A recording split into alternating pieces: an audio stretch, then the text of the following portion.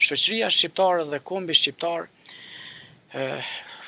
dy momentet më të mëdha që i ka të vetë dhe ka Kongresin e Manastirit dhe Kongresin e Ndeshkrimit në Tiranë. Në Kosovë ka kaq shumë studiues serioz, kur them kështu, sot nuk po i them emrat e tyre, për të cilët vazhdimisht kanë dhënë ata vetë mendime publike që duhet bëhet diçka.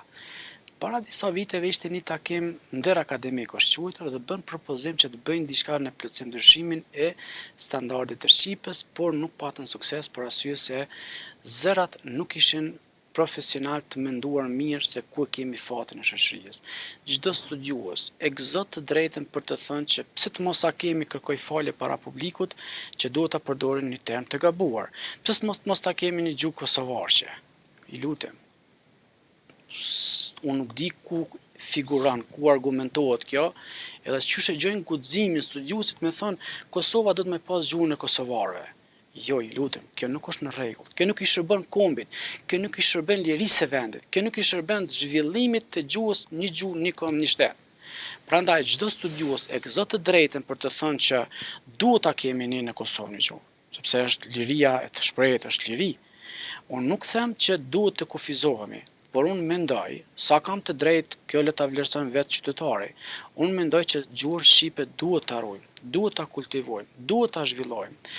Pastaj, ata të cilët kanë mendime ndryshe, që mendojnë që gjuha shqipe është duke u varfëruar, gjuha shqipe është goditur, aq ka hapësirë për të kontribuar dhe për të shërbyer gjuhës shqipe sa nuk mund ta merrem me mend.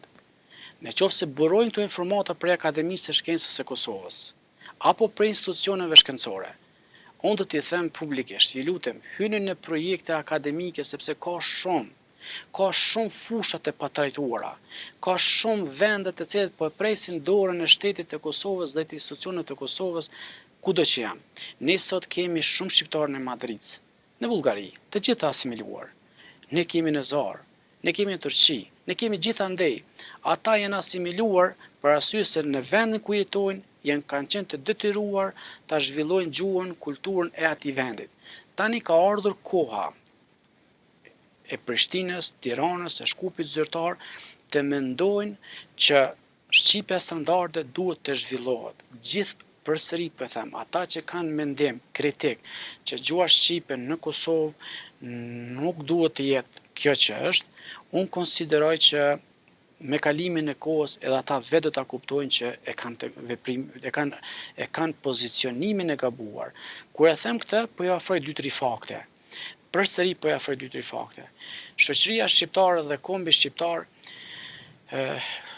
dy momentet më të mëdha që i ka të vetë dhe ka Kongresin e Manastirit dhe Kongresin e Ndeshkrimit në Tiranë.